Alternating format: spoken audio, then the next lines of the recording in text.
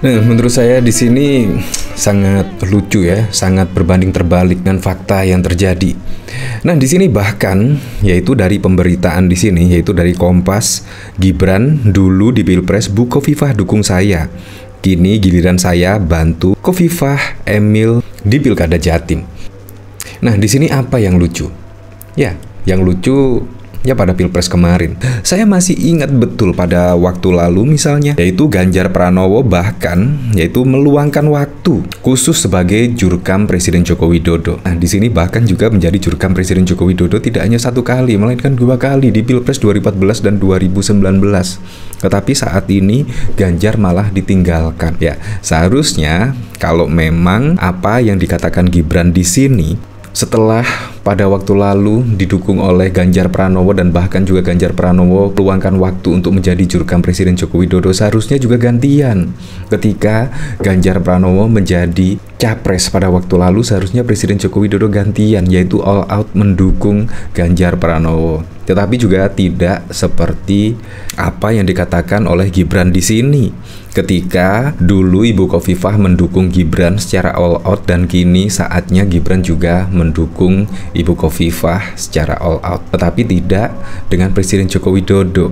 Nah, apakah di sini Gibran setidaknya menyindir Presiden Joko Widodo yang tidak all out mendukung Ganjar Pranowo? Kalau kita lihat dari rekam jejak pada waktu lalu, Ganjar Pranowo bahkan secara all out mendukung Presiden Joko Widodo pada Pilpres yang lalu. Nah, di sini bahkan juga dikomentari oleh Yusuf Dundung, Gibran memang anak berbakti, teladan bagi anak-anak muda masa kini. Gibran dulu di Pilpres Bu Khofifah dukung saya, giliran saya bantu Khofifah Emil di Pilkada Jatim. Nah, kalau melihat dari sini, wah kayaknya apa yang dikatakan oleh Gibran di sini sangat baik sekali, tetapi sangat berbeda sekali apa yang dilakukan pada Pilpres 2024 yang lalu. Padahal juga kalau kita lihat rekam jejak pada waktu lalu, Ganjar bahkan juga sangat mendukung sekali Gibran misal dicalonkan sebagai Gubernur Jawa Tengah dan lain sebagainya. Tetapi juga pada saat Pilpres yang lalu, wow, sungguh di luar dugaan sekali manuver dari Presiden Joko Widodo. Di sini saya juga penasaran ya, kira-kira komentar-komentarnya seperti apa ya di sini. Di sini dari Paman Sam, mungkin sekalian mau bantu supaya nggak dilanjut proses di KPK-nya. Wow, masa iya sih?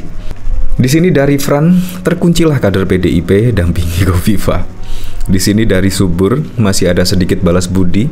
Dulu waktu mau nyalonin wali kota Solo ngemis sama PDIP dan bawa-bawa Ibu Suri segala, tapi akhirnya menusuk dari belakang. Di sini dari Jaguar, Ben tahu balas budi, kejedot sudut pintu kah. Ya memang kalau mau balas budi menurut saya ya di PDIP pada waktu lalu. Karena apa? Karena pada waktu lalu juga Gibran menjadi wali kota Solo dan bahkan juga Bobi Nasution menjadi wali kota Solo itu berdasarkan rekomendasi dari PDIP dan akhirnya terpilih menjadi wali kota. Yang satu wali kota Solo dan satunya wali kota Medan. Begitu juga Presiden Joko Widodo.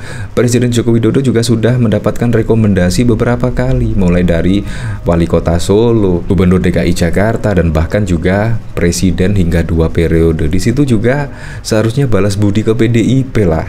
Jadi sangat lucu sekali ketika Gibran Rakabuming Raka ini ngomong soal balas budi. Aneh bin ajaib sekali.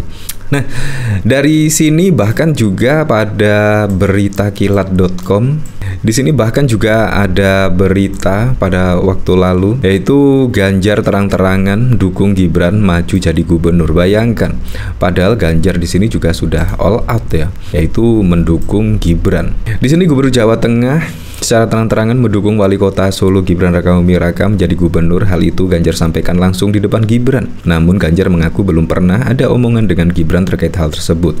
Apakah Gibran mau maju menjadi gubernur Jateng atau gubernur DKI Jakarta yang belakangan ini ramai diberitakan?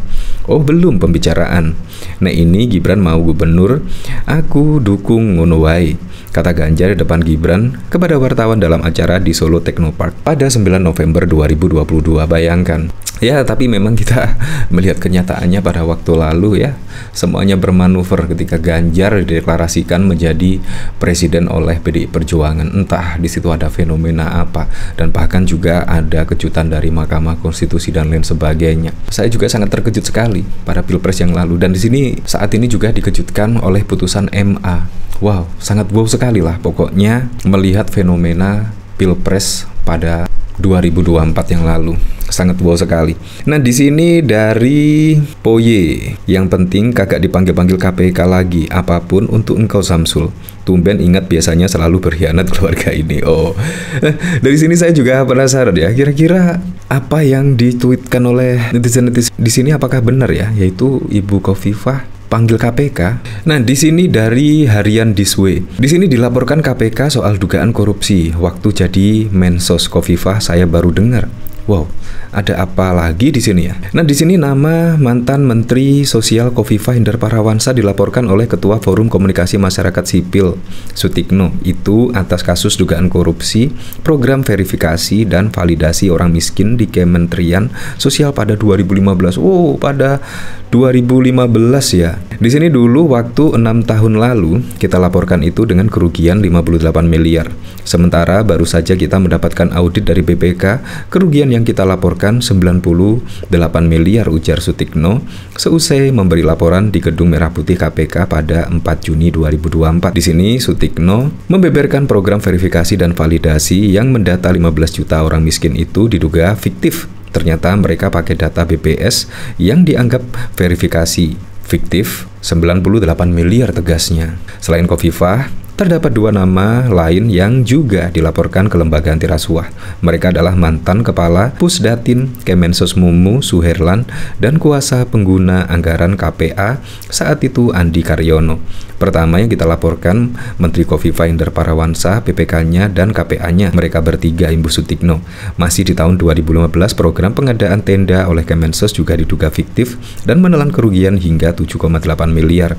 Kuasa pengguna anggaran sekarang jadi PJ Gubernur Jawa Timur Adi Karyono, ujarnya. Wow, masa sih? Kok baru sekarang ya dilaporkan? Ada apa di sini ya? Dan juga pada waktu lalu kita dikejutkan dengan ya setidaknya manuver dari Ibu Khofifah mendukung Gibran di sini.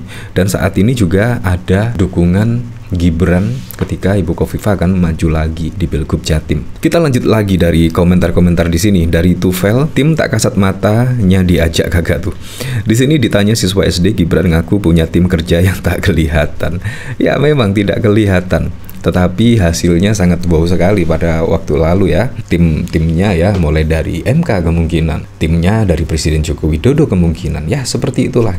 Jadi pada waktu lalu sangat mengejutkan sekali manuver-manuver dari Gibran. Padahal juga kalau kita lihat pada waktu lalu ya Ganjar Pranowo bahkan juga secara all out mendukung Presiden Joko Widodo mulai menjadi wali kota, gubernur DKI, dan bahkan juga pada Pilpres 2014 dan 2019. Tetapi kali ini Gibran ya setidaknya ngomong seperti ini, giliran saya bantu Ibu Khofifah dan Emil. Nah, di sini apakah menyindir bapaknya sendiri ya? Ya, tapi saya berharaplah semoga saja di bawah kepemimpinan Pak Prabowo Gibran bisa merealisasikan semua program-program dan janji-janji kampanyenya sehingga bisa dirasakan manfaatnya langsung oleh masyarakat.